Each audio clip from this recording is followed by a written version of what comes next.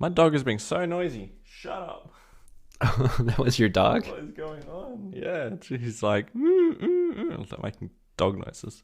Like he's sad, but he's just lying on the floor like he always does, so can't explain that. I did not hear the full sound, and I had assumed that was Yasmin in the background. No, she's not even here. Oh, okay. Out with the boys? Yes. Nice. House to yourself. Yep, that's it. I was about to say no distracting background noises, but then this dog is just killing that for me. Yeah, I had I was aware that you had a dog, and we had a whole discussion when you got your dog. But I had forgotten until re-listening to our podcasts for the last episode that it was a race dog earlier in life. That's right. Yep. Only finished racing in 2020. He's a greyhound. Mm-hmm. Yeah. He's very lazy now, and he doesn't do anything. He rarely gets off the couch. So. Okay. He seems to be enjoying life. I know you had told me at the time that it was, I think, illegal for it to be like off leash in public. Is that? Yeah. Still a really annoying law, but right. He's not allowed off leash. Just because greyhounds are so fast, or? Yeah, so fast and raised chasing small things, so he could potentially go for a small dog. Oh, yeah. Worries like that. I don't know how realistic that is.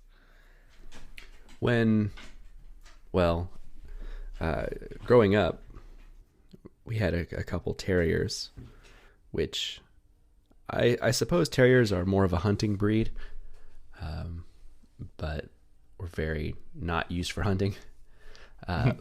But we lived out in the country, or at least far enough away from the city, there weren't any leash laws. And so it was very common for the neighbors just like, their dogs are kind of like neighborhood dogs that wander around, and they go home when they're ready, but they're just generally around. We never did that with our dogs. But at one point, one of our neighbors, it was like a very young wiener dog got in our backyard, and it got torn in half by our terriers. Oh no! By your terriers? Yeah. Terriers. Terrifying terriers. I guess. Did you have like a bull terrier or something scary like that? No, they're Wheaton terriers. They're very, very gentle dogs, actually. I don't know. Doesn't sound like it. I mean, as far as with people go, like they've never been aggressive towards people. But yeah, it was unfortunate. Wheaton terrier. I'm just looking it up, and it's a big fluffy looking thing. Doesn't look scary at all. Yeah, doesn't even look like a big dog. No, they're very small. They're not even like up to your knee. So the other dog was in half, like one piece over here, one piece over there. Sorry for laughing. Yeah. Oh my gosh, awful. Mm-hmm. So hard for it to have been our fault though when it was in our yard, but still. Yeah. Yeah. Eesh. All right. How do we follow up from that same neighbor had a pet monkey? Yeah, is it still whole? Yeah, that they kept the monkey leashed to like a jungle gym in their backyard, and it would climb on the jungle gym. Interesting. Mm-hmm. Interesting area of the world you live in. Yeah, I suppose so. Was there like a monkey king in the next suburb? A monkey king? Yeah, like someone who kept lots of monkeys. Oh. No. That was the only instance of someone owning a monkey I've ever experienced in my life. So I don't know how that came to be. Possibly illegally. It feels like it would be. They seem pretty high maintenance, but it's not like they were hiding it. It was like always running around their yard. Monkeying around, as they do. Yeah, very good. So we've decided to update the show name and the artwork. Would you like to announce the new name, since it was your idea? Sure, yeah. So moving forward, we're going to be... I'm going to move my mic. The Blue Bubble Podcast. Ba-dum-ba-da. And that is... And why are we making this change? Well, we've spent 100 episodes as the r/Apple show, and earlier on in our run, we had a tighter relationship with the r/Apple community. I think we'll probably still maintain that relationship into that we'll be like in the sidebar, because I think the general theme of our show is still going to be covering topics on Reddit, but we're going to broaden our horizons a bit to other subreddits, maybe news coming from outside of Reddit. So more of just a general Apple news show, kind of without that pigeonholing. Yeah, we've been heading in that direction basically since episode 1, I think. Right. We were never exclusively the r/Apple subreddit show, although we did try and stick to that as like the framework of the podcast, and we'd draw comments from threads and from Redditors on that subreddit, etc., etc. But yeah, that part of it at least slightly died out over time, and yeah, the horizons naturally want to broaden. Still all Apple related. Yeah, I'm sure there's going to be like no noticeable change to the content right that we're delivering in this show. It's just going to be more aptly named.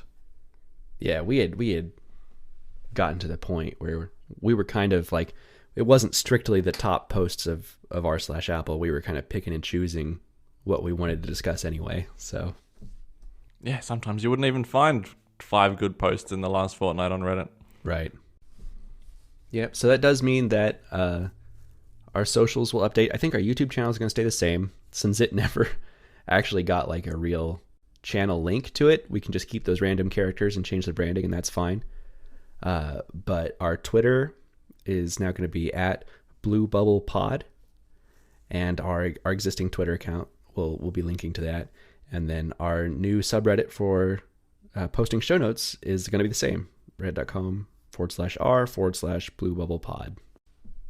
And the goal is that the podcast will not need to be resubscribed to, although I haven't actually done any of the renaming, so we'll see how that goes. But it should just rename, and the existing feed will pick up all the new episodes and new artwork and the new name. Yeah, I think that'll be okay. TBA. But some quick Googling tells me that's perfectly possible. Okay, cool. Yeah. So it's the perfect timing with our last episode kind of being a best of the r/Apple show. Great time to pivot from that point. Yeah, that was a good show, wasn't it? I really enjoyed it. I sure enjoyed it. Now it's weird sitting here not looking at your face while we're talking. I know. Missing all those social cues. Yeah, I had mentioned before we started doing that episode that I thought it might help with the flow of our episode to be able to see each other while we're talking. But my mom, who is the only listener to the podcast that I actively get feedback from, said it was very obvious that the show was not as tightly edited because the audio was taken straight from a video feed instead of kind of some of the dead air being removed between us talking, and maybe one of us being silenced if we're talking over the other one or something like that. Ah, really? Yeah. Oh, that's interesting that she noticed. Yeah, really interesting to hear that. Yeah. So all those hours I spend editing this show are well worthwhile, because at least one person appreciates the effort that goes into it. Yeah, and it's funny you say that, because I think the last episode took more time than any of the others to get put together. Yeah. At least in encoding time it did. Mm-hmm. I partially blame you for wanting to export that in 4K for YouTube. My workflow is 4K. 4K is the way to go. 1080 is so like 2015. I don't know what you're doing if you're still working at 1080p. Our YouTube videos are 720p for every other episode. Yeah, but they're just audio, so it doesn't really matter. Right. If you're actually watching something. Right. I mean, and we had like the quality of the videos that were going into it were more than enough to put out 4K as well, because there were 2 vertical 4K videos. Mm-hmm. Is it? I mean, the holdup was that you delivered H.265 HDR video, and I had to try and massage that through a 2015 i7. That sounds like your fault for not doing it either on like an iPad or an Apple Silicon computer. I can't imagine the hardship of doing that on an iOS device. Although, as I told you, I think it might have been possible in LumaFusion. Yeah. Certainly not an iMovie, though. Yeah, LumaFusion could have handled it. Now that we're safely removed from it, because we had a bit of a headache where like the first run of the podcast was using the wrong audio source for me, so it had to all be re-exported again. But then after the fact, I was like, oh, we've been doing this for days trying to get this episode out. I'm not going to comment anymore. But can I critique at this point? Yeah, go for it. Okay. I would have swapped our positions so that we were looking at each other instead of away from each other the whole podcast. I thought we were looking at each other. Not for the majority of it. But like there's we were moments both looking... Yeah, where we're looking at our recording cameras that we're looking at each other. But for the most part, we're looking at our FaceTiming devices, which ended up being in opposite directions. Huh, okay. See, I did think about that, and I just imagined the direction of the cameras, and that's what I used. But, yeah. I guess, yeah, the FaceTime devices weren't oriented exactly the same. Oh, well. I fixed it in the thumbnail, so... Okay. Well, I've deleted all the source files now, so I'm not going to do it again. Yeah, I wasn't going to expect it you to. That's why I wanted to wait to even mention it, because I didn't want you to feel like that was something I was asking for. It would have been trivial to swap them too, but oh well. If you didn't have to export for like 12 hours, it would have been. Yeah. And upload. Right, yeah, the upload. That took like a whole day. I did want to mention, we didn't get a lot of feedback on the episode. But we did get one comment on YouTube from Drew White, who said he's a longtime listener and that it was fun to pair faces to voices. So I'm glad we... Oh, that was nice to hear. Yeah, I'm glad we reached at least one person who claims to have been around a while. So we appreciate the fact that you stuck with us through all this, Drew. And hopefully you weren't staying for the name. We'll know soon enough. Mm-hmm. Oh, right. As a perfect first episode of the Blue Bubble podcast topic, we've got some predictions to make. We do. Because as we sit, is this the start of the show? I think... Wait a minute. Do we start with Good Morning still? Is that going to be a Blue Bubble thing? Yes. Oh, we have to. There's no reason that shouldn't be the start of the show still. Okay. Yep. Works for me. Good morning. Good morning. We've got some predictions to make as we sit. Currently, we're, 4 days away from the next Apple event? Exciting times. That is an Apple event, not for the actual expected products, because they're kind of mostly going to be low-end stuff. I'm torn on that. I agree with the timing, like where we sit. Usually spring is low-end devices, but the event invite saying peak performance, that alludes to me maybe not low-end? Well, the way I read that, this is just jumping way ahead, I think, but we're going to see M2, definitely. But of course, it's not going to be like M2 Max, M2 Pro.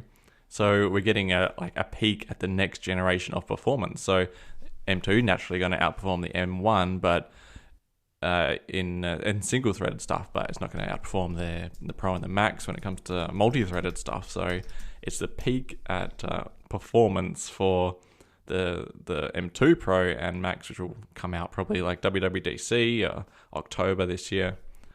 So that's how I read it. All right, you and I have a real prediction game to play, because I don't think we're going to see any M2 stuff. Oof, okay.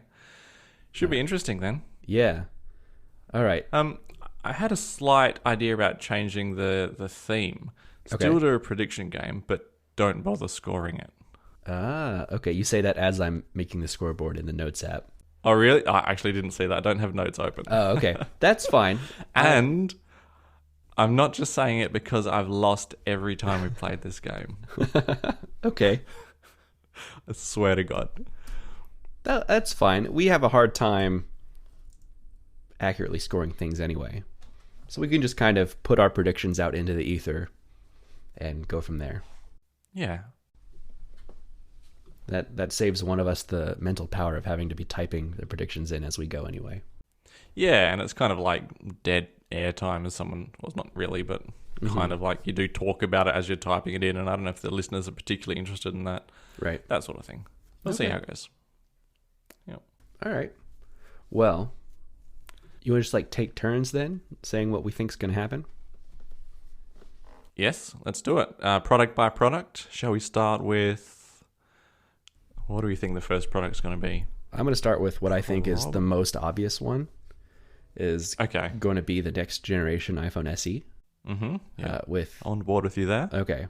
And I think it's going to be mostly unchanged, just with the A15 processor and 5G antenna. I have, yep. What about cameras? I'm trying to make it interesting, but I think you've just hit the nail on the head there. There won't be much else. I don't even, what's the current cameras in the SE?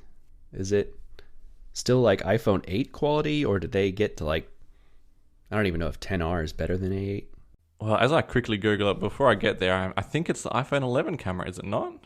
Oh, is it really? It's just the like the main wide camera from iPhone 11? 12 megapixel wide camera. I've got to the spec sheet now. F1.8 aperture. It's got portrait mode. Okay. 6-element lens, OIS. It's just like the bog standard camera. I guess that doesn't tell us if it's the 11 camera because it's been 12 megapixels for so long. Yeah, on paper they all kind of look the same. And a lot of it's got to do with just the chip or the ISP that's in the phone as well. I think that's reason enough for them not to change the camera, honestly. They get the new ISP and the A15, so you'll get better photos out of the same camera. Mm-hmm.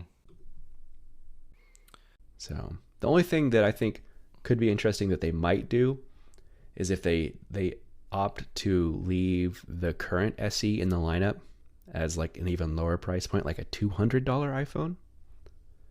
I think that could be really cool. But yes, I've heard that rumor floating around as well. Mm-hmm. I think it came from Mark Gurman. That's his name, isn't it?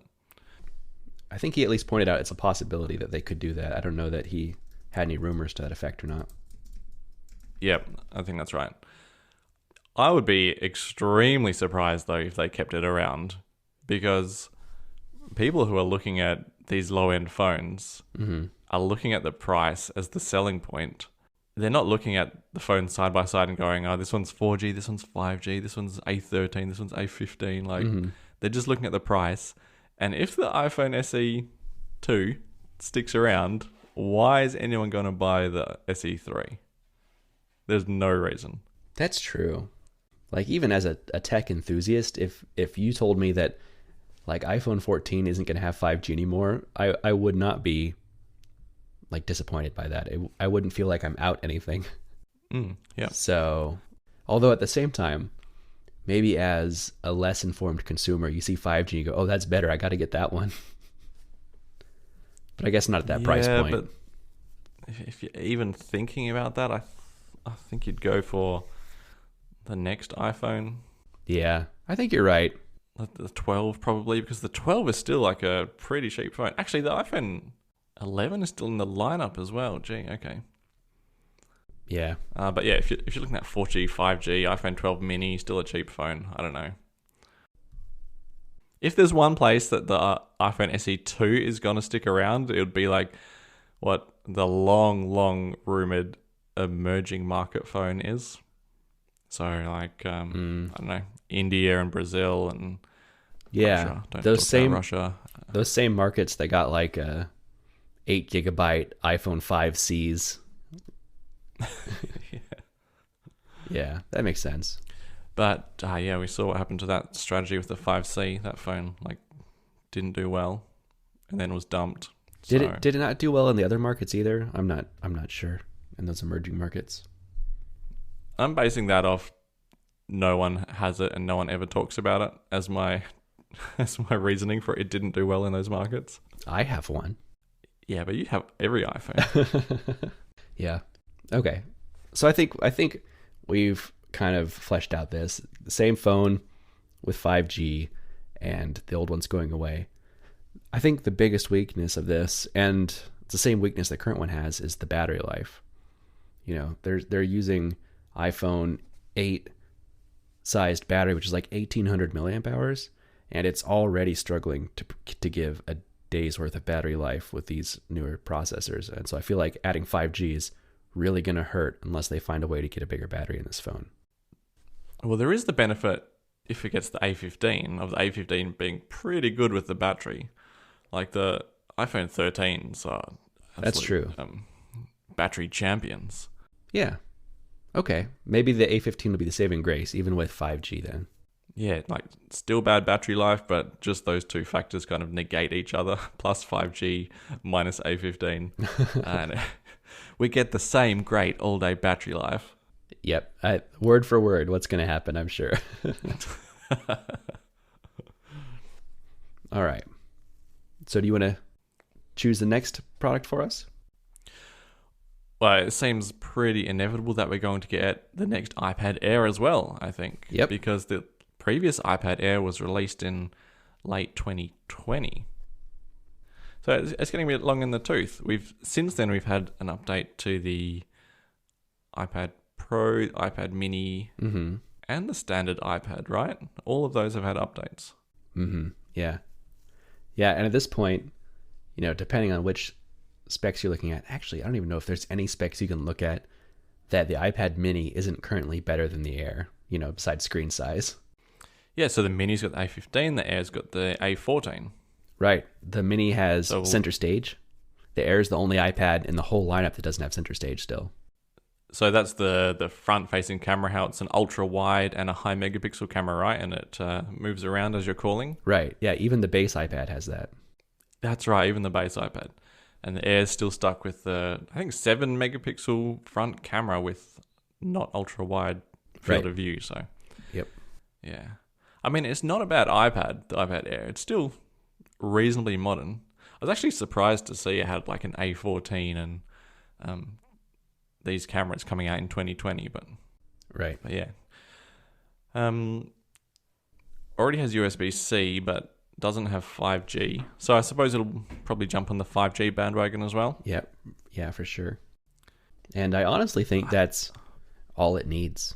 Because like you said, it's already a good iPad. It'd be great if they could bump the screen size to the same 11 inches that the Pro has, so we don't have two screen sizes that are a tenth of an inch apart. What is the point of that? They must have been able to make that panel cheaper for some reason. But at this point, it's not even the same screen the Pros use, because they have, well, I guess it's just the big Pro that has the mini LED. So I don't know. That's right. It's essentially the same screen as the iPad Pro 11-inch, minus 120 hertz refresh rate. But it's a fully laminated display as well. Mm-hmm. It's not like they've cheaped out there. Yeah. Like the device is the same size. It uses the same keyboard accessories as the 11-inch Pro. It just has a 10.9-inch screen, which is just silly. I don't understand how that decision was come to. But yeah, if they can get that extra tenth of an inch in the screen and, I don't know, refresh the colors to maybe match the iMac colors. Are they that dissimilar now? I suppose not. They're matching the front of the iMac, so they're much less saturated. Maybe a couple of different capacity options as well. Oh, yeah. At the moment, you can get up to 256 gig. It's either 64 or 256. And the iPad Mini is the same. Same. Okay. Yeah. 64 is a bit small. For the casual user, I think it's perfectly fine. But I think there are a lot of pros also use these iPads. When it comes to like photography and video, and those things just eat storage. So having like a 512 gig up there probably draw a couple of extra buyers. Once you get to iPad Air territory, even the cheapest configuration is twice the cost of a base iPad. I feel like you're kind of in the Pro area already. Most casual people would probably go for not a $600 or $700 tablet. What do you mean? Do you think people are just buying the iPad no name? I think so. I mean, I think it has to be their best-selling iPad. That's why it's existed for so long in this configuration. And I know the education market is a big factor in that, but I still, direct casual people like my grandmother got an iPad recently, and base iPad is the perfect choice for her and most people, I think. Oh yeah, definitely. Yeah, I think most iPads I see around are iPad no name, as I've come to call it. Right. So yeah, the iPad Air is just like the Pro with a few bits shaved off to save a bit of money. I wonder how well it sells. I don't know. Yeah, it's kind of weird. It definitely doesn't fit, its original name anymore of Air being the thinnest, lightest. But that's kind of true across their lineup now. So I guess Air is just like the middle ground name for things now. Yeah. Well, that's two rather unexciting devices there. Mm-hmm. iPhone SE 3 and the iPad Air 5th generation. Yep. But when you look at March events in the past, that's kind of how they roll. You just get the unexciting things coming out. But there is a chance we'll see something exciting. Mm-hmm. What do you think about a MacBook Pro? A MacBook Pro? I am not optimistic for a MacBook Pro. All right. Do you think a Mac is coming? I'll ask you that first. I think if we're going to get a Mac, and I think that's a big if, but if we do, it's going to be one of the Macs that still need to make this transition to Apple Silicon. So I think either an iMac Pro or the high-end Mac Mini. I think those are our two most likely. The computers that'll come with M1 Pro and M1 Max. But that's okay. So that was your argument against peak performance being like a hint towards an M2 then. Right. Yeah, I think it's going to be as in their most performant Apple Silicon chips that they currently have. Okay. So which two was that again? The Mac Mini Pro. Yeah, either the Mac Mini or the iMac Pro, the 27-inch iMac. Because as far as I think the other two options that have been rumored earlier on was maybe a new MacBook Air or a new 13-inch MacBook Pro with the M2 chips. But it doesn't feel right for them to announce M2 before M1 is done rolling out. And I really, really, really do not want to see another update to the 13-inch MacBook Pro. I think that would be a mistake if they did that. I think MacBook Air needs to get M2, 13-inch MacBook Pro needs to go away. But that has been a product in the lineup for quite some time. The non-Pro MacBook Pro. That's the position this is filling, right? It just makes less sense than ever because the performance is identical to the MacBook Air. Only under the heaviest loads where a fan is required, you'll see marginal difference. But for the most part, the Air is the same. And I feel like that the Air kind of fills that niche now. But Apple really wants to have a middle ground MacBook Pro pricing wise, I think. Yeah, they want to be able to say starts at. Yeah, starts at. And it's a really low price. Basically MacBook Air prices. Mm-hmm. I think people are really, really like to get a computer with Pro in the name for a low price without having to put out what is it, $2,500 or something for the actual Pro. Yeah, it starts at $2,000 US. So I imagine, closer to $2,500 for you. I get it. I'm that person. I have been that person since I got my very first Mac in 2008. I'm like, oh, they made an aluminum MacBook. I'm going to buy that so people think I have the Pro.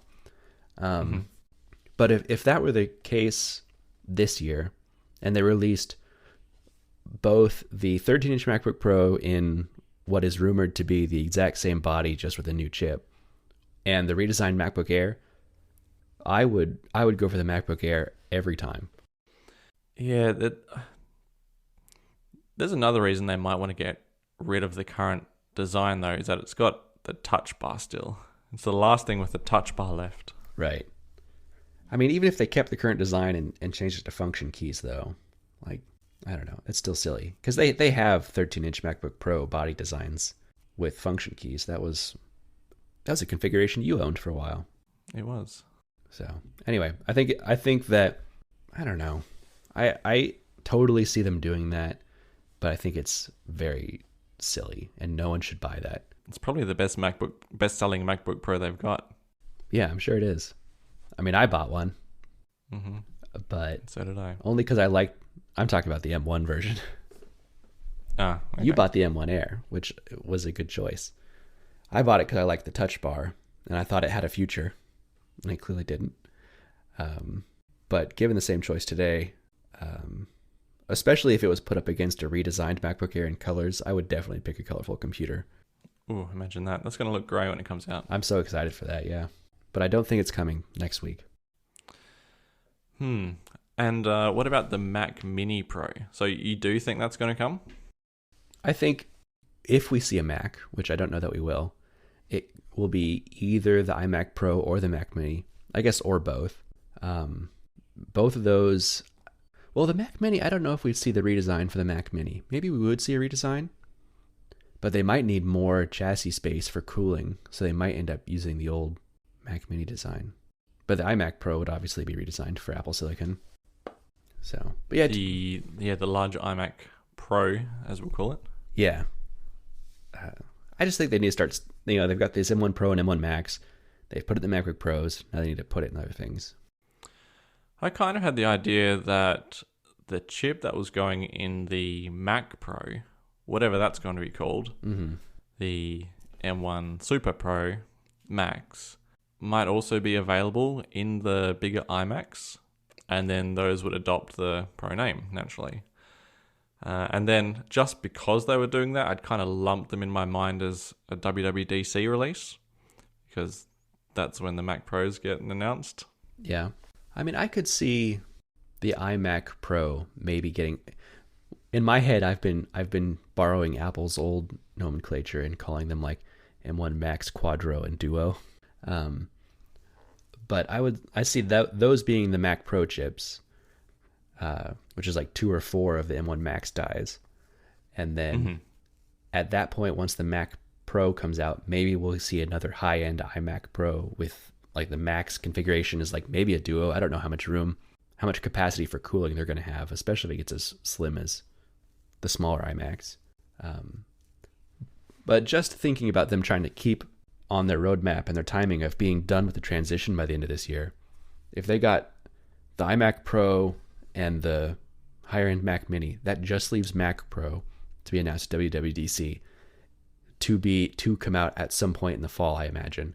And then that completes their lineup. And they've fully made the transition in their 2-year time period they set out for. And then we can worry about M2 and what comes next. But the M2 design is already getting long in the tooth because the A15 has been out since September. Well, we don't know that M2 is going to be based on A15. Maybe it'll be based on A16. I'll be very surprised. Yeah, I don't know. And I don't think there is a huge concern about the M2 being announced, say, in March, and then suddenly we've got the M1 Quadro in June. Because like I said at the start, the performance of the A15 is not heads and shoulders above the A14. So if you follow that trend with the M2, then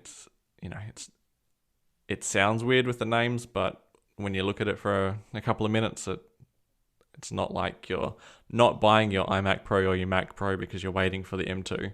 Right.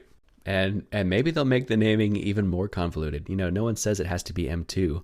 Maybe what we're thinking of as M2 will actually be M1X is what they'll call it. And they'll have M1X Pro and M1X Max. Oh no. That's starting to sound too much like that. Was it podcast 98 or 99? Maxed out M1 Pro Max Mac. Right. Yeah, something like that. So it becomes a mouthful really quickly. Yeah. Yeah, we have no idea what Apple's iterations are going to look like on their silicon, because nothing says that they have to release a new processor every year like they do for the iPhone. Or maybe they do have kind of a lower end M1, M2 processor, but they only release Pro and Max variants of like every other processor. or who knows? Yet to be seen. The benefit of writing down our predictions is that we actually are forced to make a conclusion and put it in words. We can leave a lot of I don't knows. I feel like I've just kind of hedged a lot so far. All right. Well, so the computers that I kind of outlined, the 13-inch MacBook Pro in the same body or redesigned MacBook Air, are those what you were alluding to when you said you were expecting something like that? I think the 13-inch MacBook Pro will come out with the M2. Okay. So let's say if there's an update to MacBook Air or MacBook Pro with M2, then you win for that category. And if there's a iMac Pro or high-end Mac Mini, then I win this category. Okay. I think that's a fair way to delineate it. I think iOS 15.4 might also be released at this event. Yeah, I've heard it's coming out sometime this month. So whether this event or soon after, I think is probably a good prediction. There are a few little bits and pieces. Face ID with a mask. Another Siri voice. Oh, yeah. Emojis. Yeah, I've been excited to try the new Siri voice. Only in American, I believe. Universal control. That's what I'm most excited for. Care to explain? Yeah, universal control is the feature that lets you move your cursor from a Mac to an iPad. That was announced. Is that still... Yeah, it's finally coming out in 15.4. Wow. Also, the ability to turn off notifications for automations. I have one automation that runs every day, and I always get a notification that it's running. So it'll be nice to turn that off so I don't see it anymore. I have been running the 15.4 betas since the first one, and I just went through all my shortcuts and turned off the notifications for all of them. Life's good. Oh, nice. I've not been on the betas recently. I actually jumped on the beta because of Face ID support with a mask, but the iPhone 10 doesn't seem to have that feature. Oh, That's no. what I'm sitting on at the moment. Unless it's something you need to turn on. I actually didn't even think to check that was actually something you need to turn on. Let me have a really quick glance through. Blah, blah, blah, blah, blah. Yeah, there's nothing in there about Face ID with a mask. Okay. So I think I'm just missing out on that until I get a new iPhone.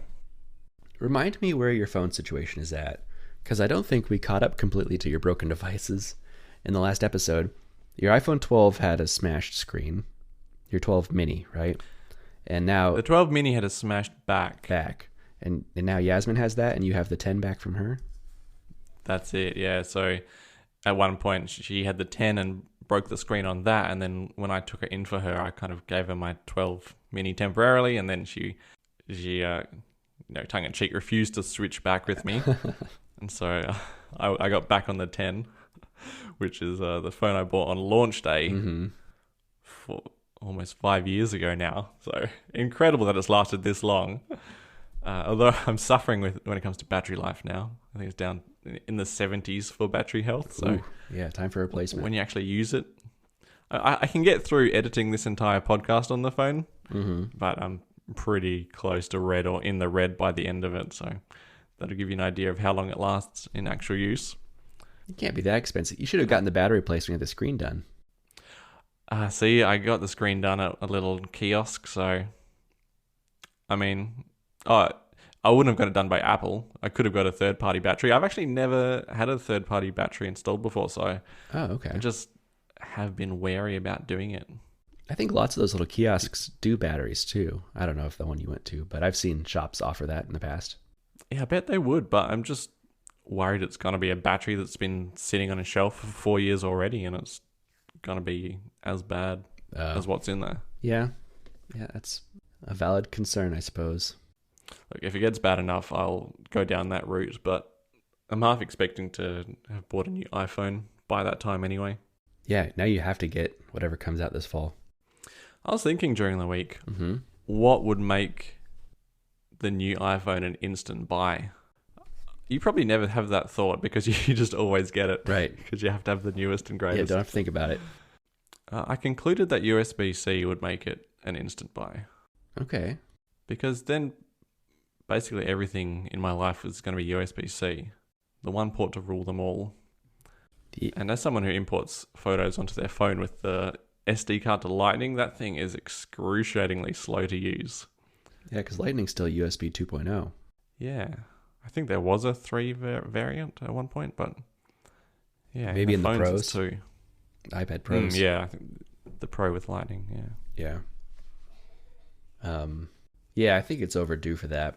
I don't know that it'd make a difference to me because my phone's never plugged in to anything, I guess, other than CarPlay. But, well, no, it's not plugged in. I have wireless CarPlay now. Never mind. It doesn't plug into anything. So, what if it was a folding iPhone, James? Ooh, yeah.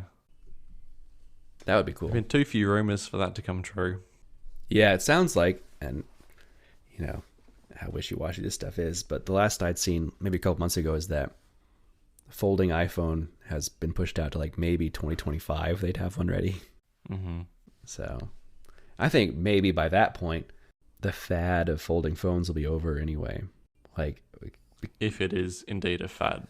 I just think that Apple's, yeah, we'll see how this next product category goes, but I think if Apple's AR headsets that come out in the next, like, whether or not we see the AR VR thing this year, but the AR glasses that are rumored in another couple years, I feel like those have the capacity to replace an iPhone in a lot of ways. And then who needs a folding phone? Instead, they're going to be as small as possible to stay in their pocket and not bother them because they're going to do most of their stuff on their glasses anyway. It's you've got some crazy high expectations for how good these are going to be. I'm very optimistic. I don't think there's any existing technology that's going to be better than having a phone in your hand to get things done. As a portable device, I'm talking. Yeah. I think these AR glasses, they're going to be an accessory to the iPhone, just like the Apple Watch is, just like AirPods are. Mm-hmm. I don't think there's going to be any replacing. Like, you can't, to get stuff done, you're going to have to be talking to it.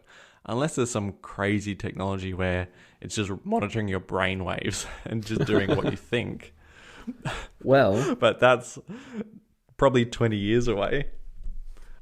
They could do some kind of like virtual interactions using your fingers in the air, but also the Apple Watch has really accurate like movement, whatever measurements. Like, you can control the Apple Watch just by tilting your fist and squeezing your hand in the right spots.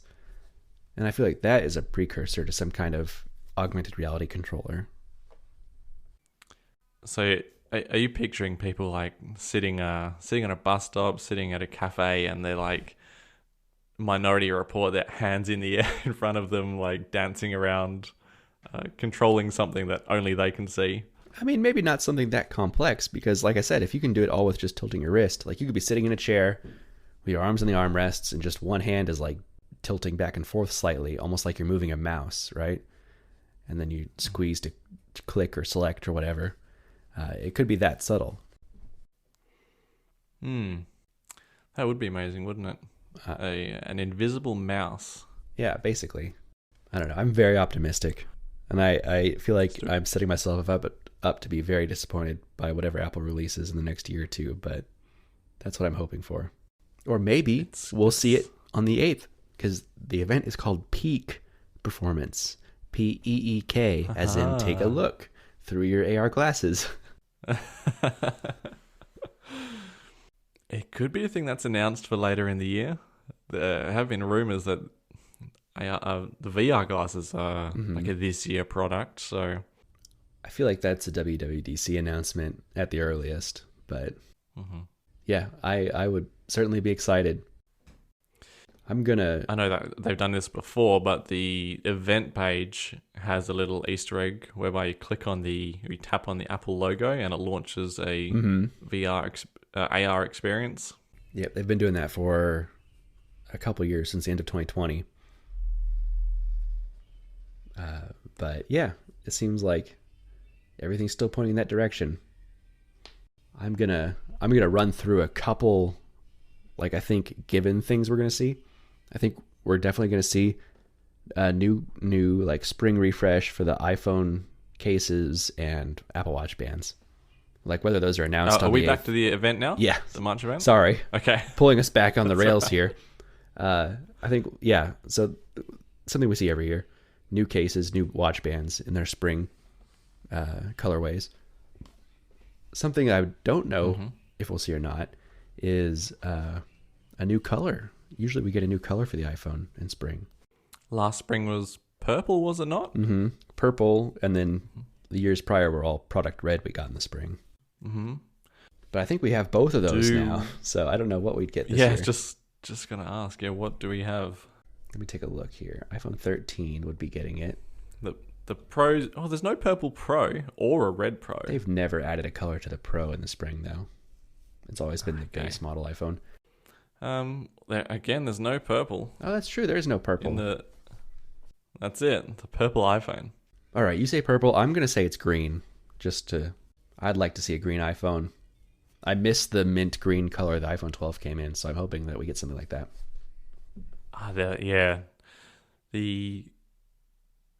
Which iPhone came in like you'd almost say navy green. It was like a really... Midnight green? That was the iPhone 11 Pro. Green. 11. That was a good color. Really? I never liked that one. Oh, okay. I liked the light green a lot more. But the minty one? Yeah. I'm looking at 11 now. 11 was a minty green too. Oh, okay. Yeah, it was the 11 Pro that came in the dark green. Gotcha. That was their special color of the year. Hmm. So you're saying purple, I'm saying green. I think either of those are okay. Good options if we even get a color refresh this year. Do you think we'll see an update to the base iPad? It still has the A13 in it. I can't imagine, like maybe it'll get a boost to the A14. I don't imagine they do a full redesign just because they want to keep it as cheap as possible. But I did hear just earlier today, I was listening to ATP, and one of those guys mentioned like it needs to go to the edge-to-edge screen, but I don't think it's going to get to that point yet. No way. That iPad is using like the manufacturing process from like 1992, and it's got like 100% yield. So I think they're just going to milk the cheapest iPad out of that for as long as possible. It might as well be 92. It's like, I mean, I guess it's got a screen boost, but it's basically the same iPad since the original iPad Air in 2013, That's it. 2014. Mm-hmm. So, yeah. I think they're going to, I don't know how long it would take for an edge-to-edge screen to be $300, but we're not there yet. And of course, that cheapens the other iPads as well. So I think that's true too. It's propping them up. I'm not even sure that it's going to get the A14 this spring since it just got an update in the fall. Yeah, I think it's going to stick with A13 at least for a while. Probably until March next year. Yeah, or fall since it got a fall update last year. Who knows? Yeah, maybe. What about any other? Yeah, go on. A new consumer Apple monitor to go alongside this iPad Mini, or not iPad Mini, the Mac Mini that I am predicting. I'd love to see one. Mm-hmm. Have heard far too few rumors for it to really be a thing, though. Yeah, I'm in the same boat. Yeah, all the rumors are saying like this is pretty early on in the production in the what do you call it, like design phase. Mm-hmm. Even no reports out of China saying it's being produced or anything like that. Right. But don't get me wrong, I need this monitor to exist. You need it. I need it to exist. I hate the monitor I have. Are you ready for it to be like a $2,500 monitor, James? It can't be. It needs to be the same price that they used to sell monitors at. I don't think that's ever going to happen. I don't remember exactly, but I think it was $1,000 Australian. It was $1,000 US. Okay. But I just don't think that's going to happen. I think even their consumer displays are going to have a whole bunch of their new technology in it. It's going to be like a 2,000 US monitor, maybe 1,500 if we got super lucky. Oh. So what are we thinking for the monitor? 5K mini LED. Yeah, 120 hertz ProMotion. Yeah, I think it's going to have those things. I think basically if we take, what an iMac Pro is going to be and put that in a monitor. I think that would be it. And I'm sure it would have those things. And then you're not really undercutting the XDR as well because it's a lower res. Right. And I just saw a rumor today, actually. I think it was on Mac Rumors about the next. There's like some details of the next monitor. They called it the Apple Studio Display, but it said it had a 7K resolution in development. So if that's the successor to the current Pro Display XDR, that would be an even bigger differentiation. Studio Display. Yeah, it's on their front page right now, right underneath the Mac Studio that's being rumored. I don't buy the studio naming. That seems to be a go-to people use when they're like, Apple's making a new thing. Like, remember AirPod Studio?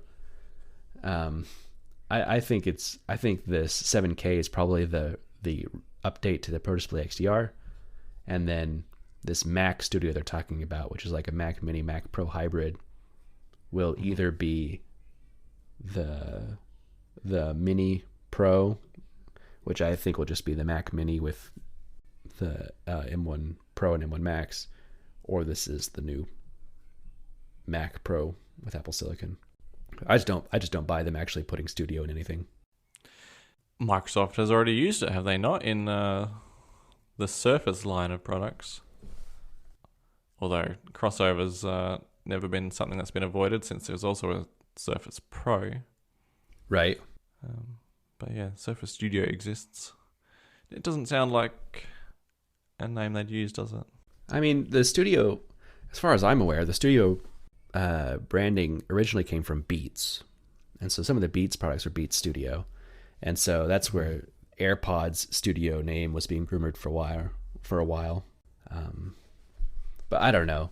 They don't need to conflate their lineup with like another suffix for their products. It's like, where does Studio slot between Air and Pro, you know?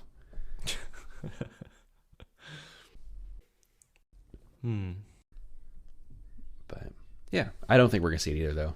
Not this event. Hopefully by the end of the year, though. Yeah, that would be nice. Oh yeah, just found the post on Reddit. Mac Pro hybrid. Yeah, and it's I mean this hybrid device is kind of everything that we've discussed in the past, and I've heard discussed about what does an Apple Silicon Mac Pro look like. You know, it can be smaller. Is it the same size box or something small? Mm-hmm. So. Speaking of hybrids, did you see that person who built like a portable Mac Mini? I did. I saw the YouTube video about it. I even clicked on it, and as soon as he started talking, I was like, this doesn't need to exist. The MacBook Air, MacBook Pro is already a portable Mac Mini in terms of performance. This type of device made a lot more sense back when the Mac Mini was more powerful, and I immediately clicked away because I was suddenly not interested. It was a really decent bit of engineering that he made a frame that wrapped around the Mac Mini and then mounted an iPad Mini on top of it as the screen. Mm-hmm. It was very impressive that he did that and filmed it all and made a video out of it. That would have taken tons of hours of work. But I believe his reasoning for doing it is that he had just had a Mac Mini and didn't want to buy another computer. I think that was the thing that got him going. Like, I need the computer I already have to be portable because I don't want to buy another one. Okay. Yeah. Or maybe that was just the video justification because he wanted to do it and thought it might be a popular video, which it was. He should have worked together with Quinn Nelson from Snazzy Labs. You see where he made a Mac Mini 78% smaller. Oh, no, I didn't see that. Yeah, he just because it's mostly air inside the Mac Mini case now. So he 3D printed a case that was, just the size a logic board needed. He removed the massive power supply that was like a hangover from the Intel, and he got a very tiny one that could deliver just like the 12 volts that the M1 needs. And 78% smaller. Wow, amazing. Yep. So you could have basically just glued that to the back of an iPad and you wouldn't have even noticed. That'd be a great portable Mac Mini. Yeah, they should definitely team up. The thing about a portable Mac Mini is you still need to plug it into mains power. So Oh, yeah.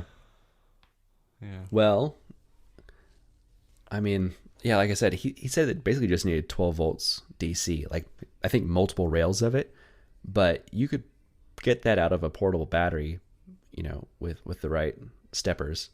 So you could definitely turn it into a fully portable computer if you wanted to. And let's never do that, except as an experiment or for a YouTube video. Right. Yeah, there's no need. My favorite category of YouTube videos, as far as M1 Mac Minis go, I've seen a couple people take the iMac G4s and put the M1 Mac Minis in there, and that's really cool. Yes. Yeah. People have been doing that for a long time, getting all sorts of computers and putting them into that G4. Right. Yeah, it just keeps getting easier to do.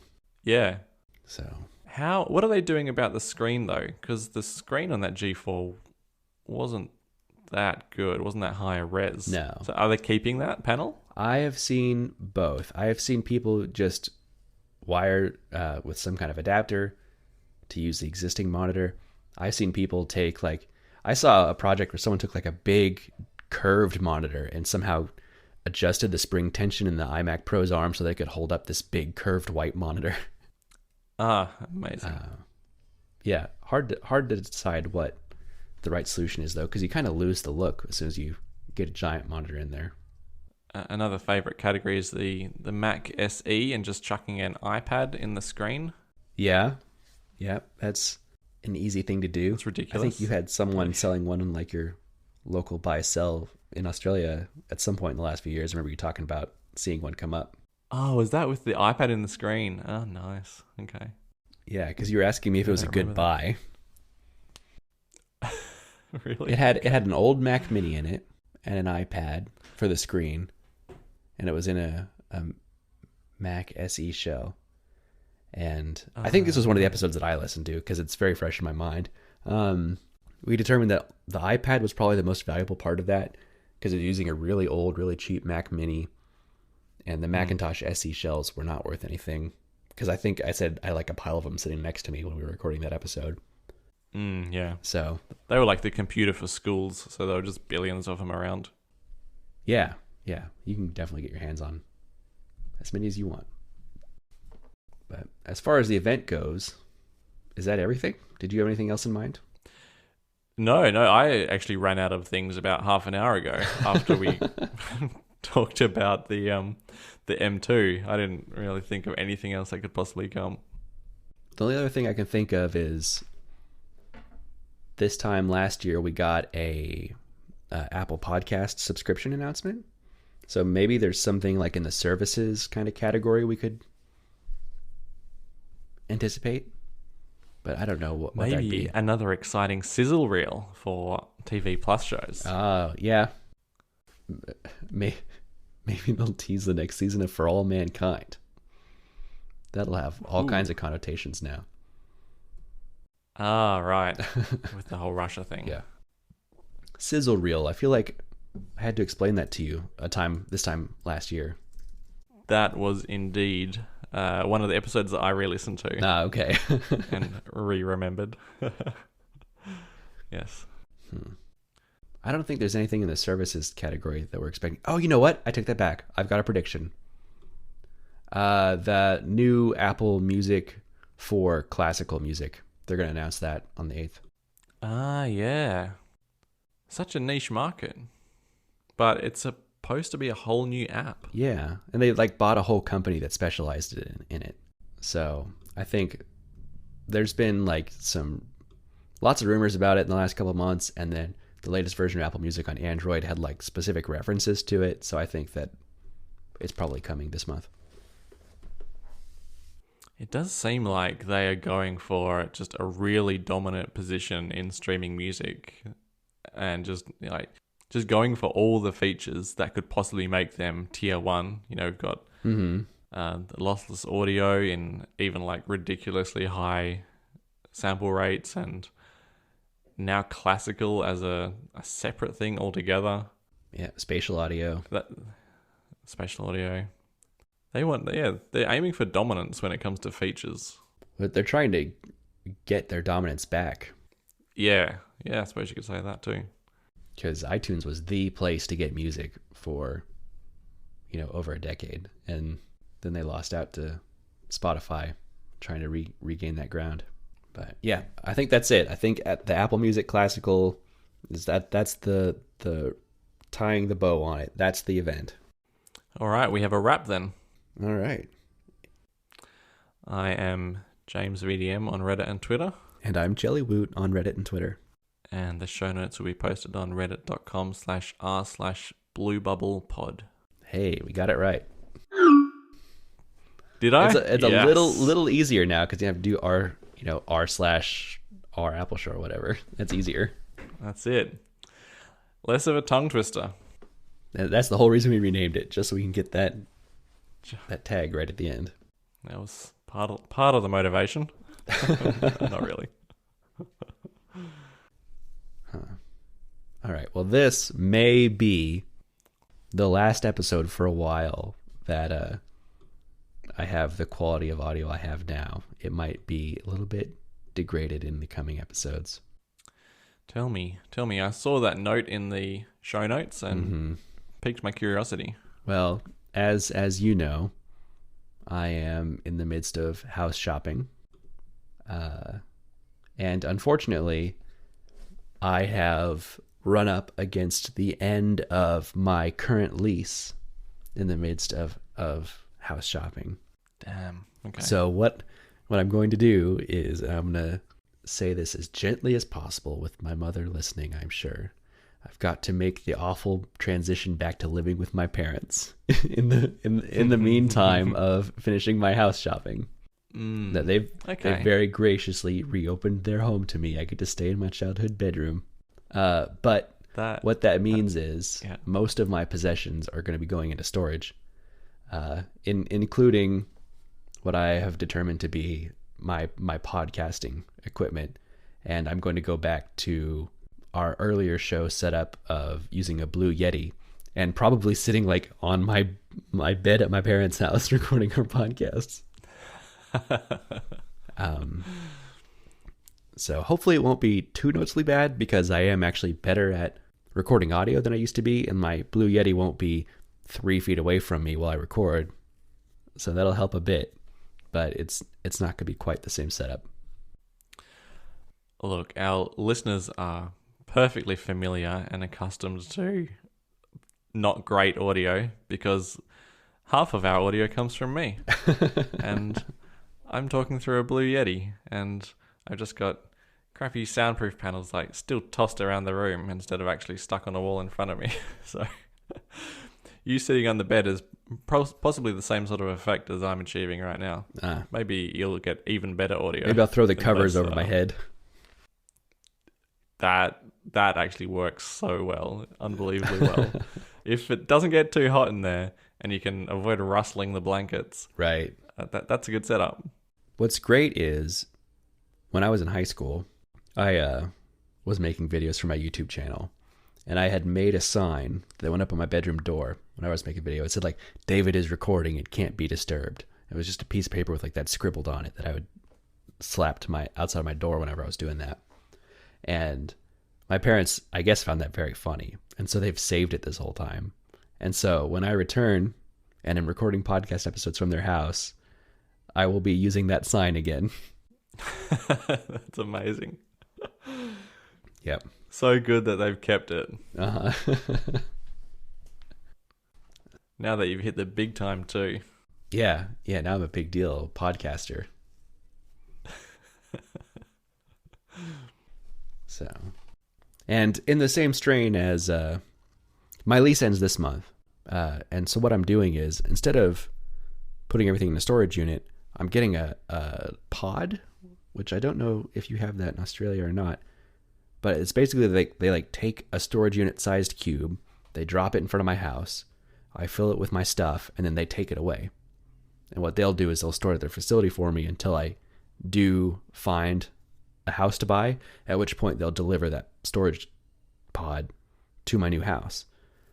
So I don't have to like get a truck and move everything to a storage unit and unload and then reload and move it again. That sounds way more convenient than a storage unit. Yeah. It's like a portable storage unit. Yeah, exactly. Perfect. Only thing I'd worry about is that as it's moved around, does all your stuff get like rattled around on the inside as it's lifted onto trucks and then driven 100 miles away and then pushed off the truck to land on its side amongst like a heap of others? Yeah, exactly. I don't trust them to be gentle with it. So my most fragile stuff I am taking with me to my parents' house. And then what I am putting in there, I'm going to make sure is like very securely strapped down so that it hopefully won't move too much being rustled around. But my brother used the same thing for a cross-country move, and it worked out great for him. So hopefully I have a similar experience. I'll just make sure that you've got like thick blankets over all of the furniture because it's undoubtedly going to bump against the sides and against other furniture in there. And if you don't want it scratched up. Yeah, thick blankets and sandwiched between mattresses and things like that. Yeah. Even get like a professional mover to pack it for you because they can like play Tetris with their eyes closed and do a really good job with that sort of thing. I basically am doing that. I've got the luck of my childhood best friend, who still lives just down the street from me, was a professional mover for a while. And so whenever I move, I recruit him to come help me load moving van or whatever else. So he's going to come help me do that as well. Perfect. Yeah. Yeah, okay. So it's just going to be you and 2 parents? Is that the configuration? Yeah, just me and my parents. And then, when my daughter comes, stays with me half the week. But they'll love that though, won't they? Yeah, I'm sure they will. My daughter's already looking forward to it. She gets to stay in my little brother's old bedroom. So it'll be a good time. Nice. I got a note from my current landlord with just general move out procedures on it. And it had an itemized list of these are the things you have to do before you move out, and this is how much I'm going to deduct from your deposit if you don't do them. Mm-hmm. And at this point, I've already just realized I'm not getting any of my deposit back because it had things like, if you don't dust your ceiling fans before you move out, that's $25 per ceiling fan that's not dusted. Oh, wow. Actually, they put a value on doing that. Right. Yeah. Yeah. It's very down. It's like $5 per nail hole. It was like $15 per windowsill that's not dusted. Why don't you just dust them? No, I will dust them, but I'm saying I feel like if there's that degree of nitpicking that I'm not going to get out of this with any money. And as far as the nail holes thing go, I'm already out a couple $100 just for that. So, oof, okay. But that's kind of the reality of renting. Yeah, it is. Although the common sort of scenario around here when you move out is that you can get the details for a cleaner from your realtor, and it's like the realtor approved cleaner, and they might be like $100 more expensive than your average cleaner, but they're going to do the job to the standard of the realtor, and then with the added benefit that they can't come back and say like, oh, it wasn't cleaned properly, because you can say, well, it was your cleaner, like I booked them through you, so then it's not my fault that it's not cleaned properly. Oh yeah. So that can be a way of doing it and getting around it. Doesn't solve any like damage or nail hole issues, but right, at least with the dusting and the polishing and all that nonsense. Yeah, that's nice. But I don't know. Maybe I just had bad luck. Like I don't feel like I've been an awful tenant. I had one landlord try to send me a bill for like $2,000 after I moved out, and they said for like yard work, but they hadn't actually done any yard work. They just sent me a bill for it from themselves. Right. They're like, so that's sus. Yeah, because that house that I had rented, they had just bought it, and then immediately turned around and rented it to us. Like hadn't done any cleanup or anything else, and it had belonged to an elderly couple before we moved in. And so they had what at one point in time was like lots of nice gardens around the yard everywhere, but in their old age had become kind of overgrown and just not taken care of anymore. And so over the couple of years we lived there, we cleaned some of them up. We just got rid of a lot of the gardens though, because they had like dotting the middle of the front yard like trout trellises for like vines to grow up just in the middle of the yard. But trusses, thank you, for vines to grow up in the middle of the yard. And but the vines had either died or gone out of control, and so we got rid of a lot of it, cleaned up all the yard work, and then at the end of our lease, after a couple of years, like, the landlord said, we actually really liked those gardens, we're going to charge you to put them all back. But then they didn't put them back, and they just sent us a bill for a bunch of money.